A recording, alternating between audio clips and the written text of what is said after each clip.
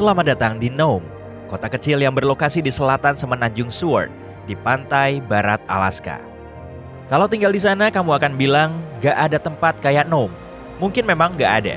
Cuaca di sini dingin dan bersalju, dan gak ada jalan yang menghubungkan kota ini dengan pemukiman lain.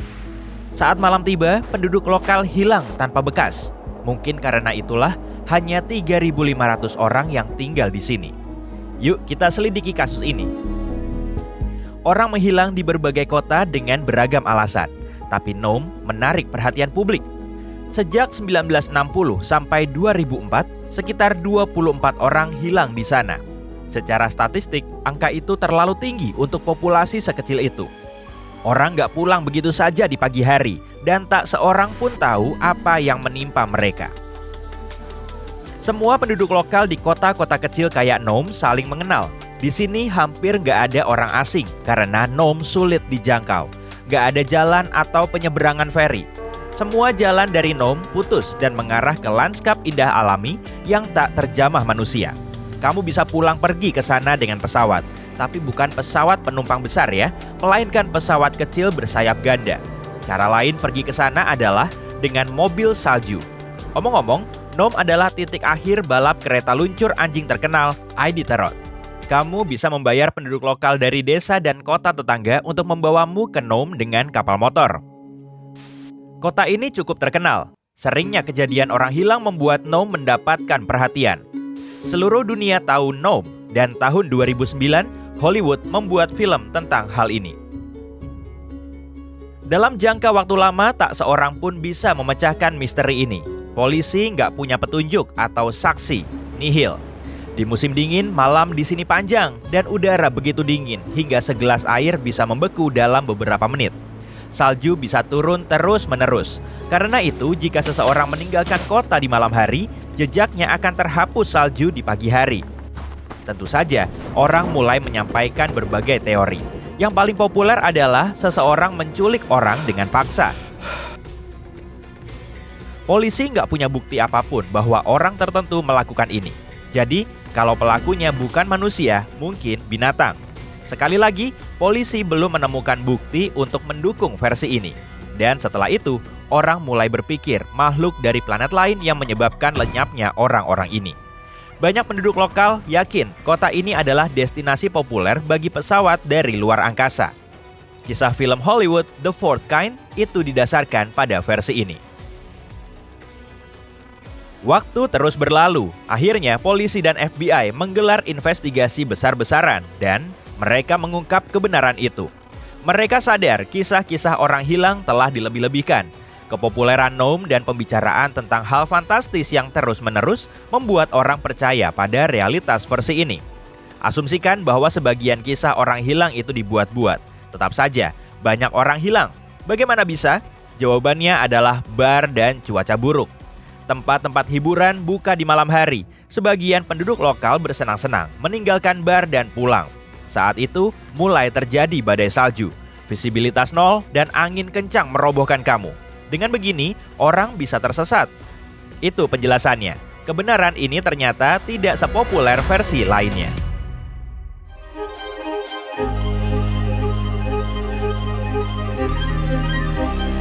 Segitiga Bermuda adalah area luas di Samudra Atlantik. Jadi lenyapnya kapal dan pesawat di sana tampaknya nggak mengejutkan.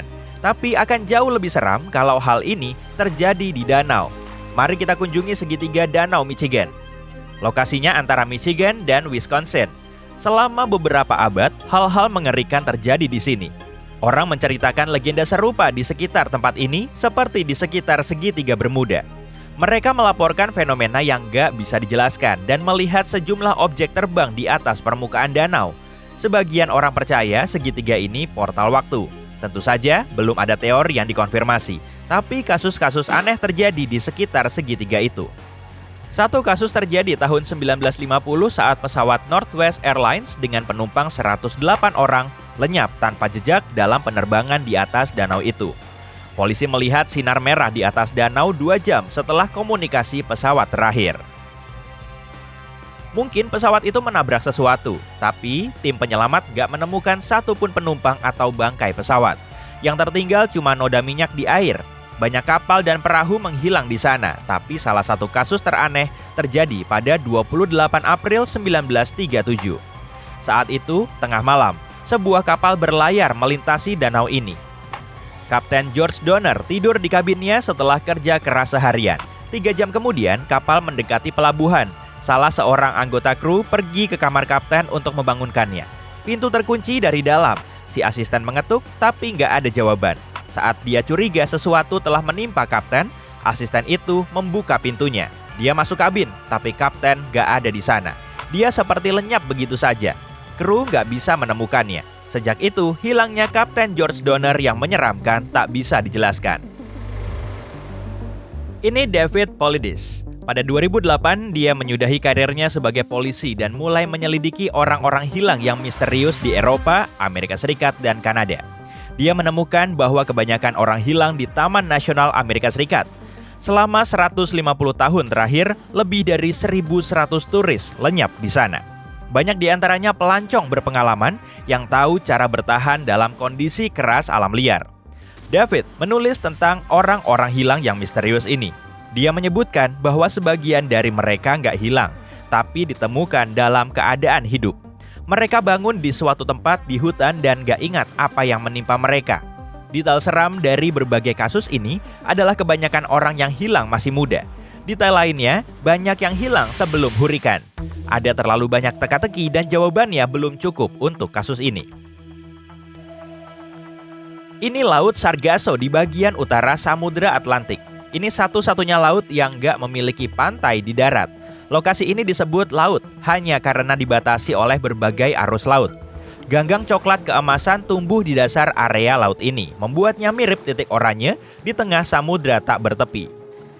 Laut Sargasso terkenal karena di abad ke-19, salah satu kapal hantu paling terkenal dalam sejarah berlayar di sini. Tahun 1872, sebuah kapal Brigantine berlayar melintasi Laut Sargasso. Kapten kapal ini melihat kapal lain yang jauhnya beberapa kilometer.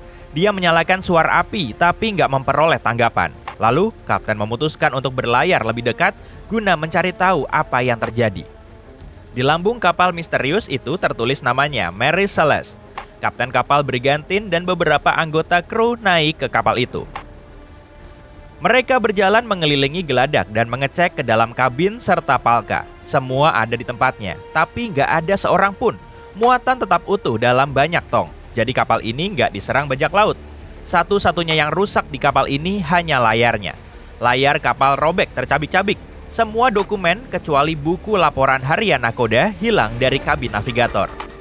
Catatan terakhir yang ditambahkan dalam buku laporan itu bertanggal 24 November 1872. Kru kapal nggak pernah ditemukan dan ini satu dari banyak kasus.